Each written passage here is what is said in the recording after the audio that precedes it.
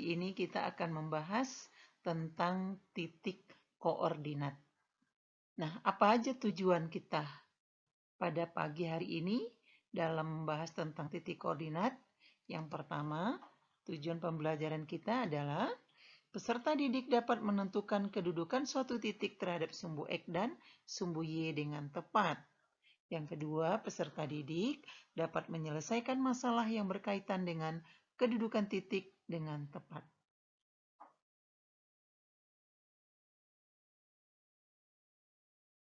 Perhatikan ilustrasi yang ada di depan kalian.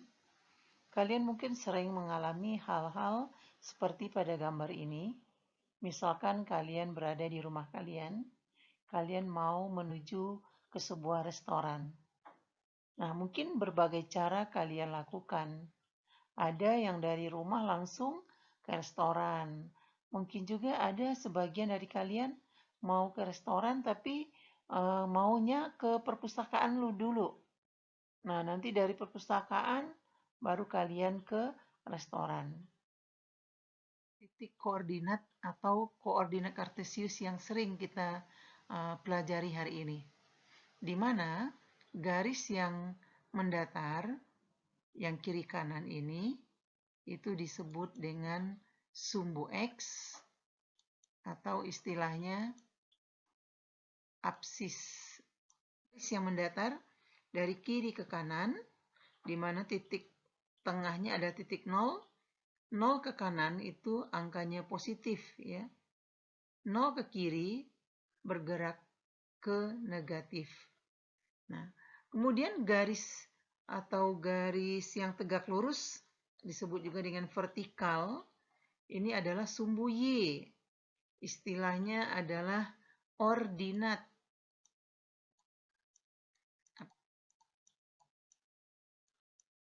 Nah, dua buah garis yang saling berpotongan tegak lurus ini membagi atas 4 wilayah, di mana wilayah yang pertama ini disebut dengan kuadran 1. Wilayah yang kedua ini kuadran 2, yang ketiga kuadran 3, dan kuadran 4. Perhatikan di sini, kuadran 1 itu di mana sumbu X dan sumbu Y-nya positif. Nah, di kuadran 2, sumbu X-nya negatif, sedangkan sumbu Y-nya positif. Di kuadran 3, sumbu Y dan sumbu X-nya sama-sama negatif. Di kuadran keempat, sumbu X-nya positif, sumbu Y-nya negatif. Nah, kita sekarang akan menentukan misalkan titik A, bagaimana kedudukan titik A ini terhadap sumbu X. Nah, tentu sebelumnya kita cari dulu berapa sih pasangan titik dari titik A ini. X-nya berapa ini? 3 satuan. Sedangkan Y-nya dari 3 ini naik ke atas, yaitu 6 satuan.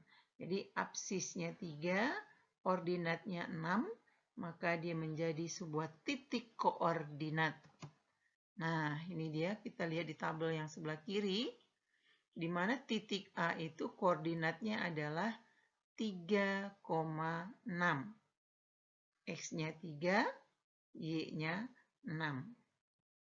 Bagaimana jarak titik A tersebut terhadap sumbu X? Jarak titik A ini terhadap ke sumbu X berapa? 6 satuan, ya. Jarak titik A terhadap sumbu X itu ada 6 satuan. Kemudian jarak titik A ini terhadap sumbu Y, berarti ke kiri nih. Berapa satuan? Ada 3 satuan. Nah, begitu juga nanti titik B, masih sama dengan titik A, berada di kuadran 1, nilainya positif, positif. Di mana X-nya 4, Y-nya kita dari 4 ini kita naik, kita lihat ke sebelah kirinya, titiknya 4, maka koordinat titik B adalah 4,4. Nah, jarak titik B terhadap sumbu X adalah 4 satuan. Jarak titik D terhadap sumbu Y 4 satuan. Sekarang kita coba titik C. Titik C berada di kuadran 2, di mana nilai X-nya negatif, Y-nya positif. Berapa koordinat dari titik C itu? Yaitu negatif 4,3. Ini dia. Negatif 4,3.